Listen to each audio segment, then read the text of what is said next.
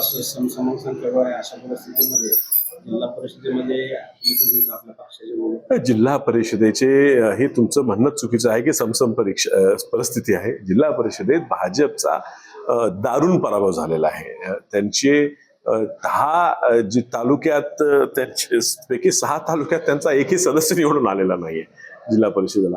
म्हणजे ही त्यांची वाईट परिस्थिती आहे. 16 सीटा त्यांनी निवडून आणू शकल्या. सगळ्यात कमी स्ट्राईक रेट आज त्या पक्षाचं राहिले. अर्थात महापालिकेला सगळ्यात हायस्ट स्ट्राईक रेट हा काँग्रेसचा राहिला होता. आज 2 नंबरचा स्ट्राईक रेट काँग्रेसचा आहे आणि 1 नंबरचा स्ट्राईक रेट हा शरद पवार साहेबांच्या राष्ट्रवादीचा राहिलेला आहे. म्हणजे जिथं जेवढे लढवलो त्यातले किती जिंकलो. ह्याच स्ट्राईक रेटमध्ये महाविकास आघाडीचे 2 घटक पक्ष राष्ट्रवादी आणि काँग्रेस हे 2 आघाडीवर आहेत. भाजप खूप मागे आहे.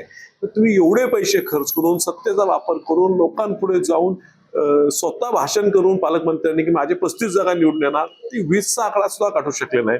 अर्थात आमच्या कुठे कुठे मैत्रीपूर्ण लढती झाल्या, त्या होणं चुकीचं झाल्या नसत्या तर काढायची. मी आधीच सांगत होतो, लोक मला गमतीत काढायचे की भाजप मिरज आणि जत ह्या 2 तालुक्याच्या पलीकडे तुम्हाला कुठेच दिसत नाहीये आणि ह्या ठिकाणी जरा फक्त आम्ही एकसंघ लढलो असतो तो 1 आकड्याच्या पुढे भाजप जात नव्हता. आता एवढ्या पराभूत झालेल्या पक्षाला पुन्हा सत्तेत घुसायचा, एवढे का त्यांना त्या सत्तेबद्दल प्रेम आहे हे कळत नाही. लोकांनी तुम्हाला नाकारलेलं आहे.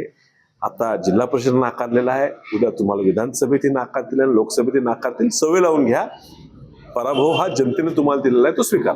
जिल्हा परिषदेचा अध्यक्षपद कोणत्या पक्ष तेव्हा अजून ती काही चर्चा झालेली नाही, त्याबद्दल विचारही नाही आहे. विश्वजित कदम आणि जयंत पाटील साहेब इतर जे नेते आहेत, अर्थात त्यात शिवसेनेचे नेते आमचे उद्धवजी ठाकरे यांच्या पक्षाची चर्चा करणार आहेत. त्याचबरोबर आमच्या सोबत काही ठिकाणी लढलेले शिवसेना एकनाथ शिंदे साहेबांचा गट आहे, आमच्या सोबत लढलेले राष्ट्रवादी जी आता सुनेत्रा वहिनी चालवतात त्यांचाही पक्ष, असे एकत्रित लढून आम्ही जवळजवळ 43 सीटा जिंकलेल्या आहेत. तर या सगळ्यांची चर्चा सुरू आहे. भाजपचा प्रयत्न आहे जो महापालिकेत सुद्धा 39 झाल्यावर आमच्या सोबत लढलेल्या राष्ट्रवादीला त्यांनी सोबत घेऊन सत्ता स्थापन केली. पण ती परिस्थिती ह्या जिल्हा परिषदेत होईल असं मला वाटत नाही.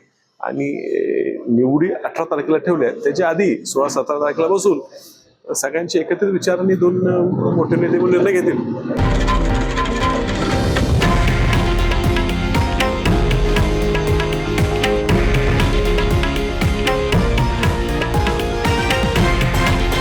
हे आहे देशातील नंबर 1 न्यूज नेटवर्क आणि आपण पाहत आहात TV9 मराठी, एकमेव.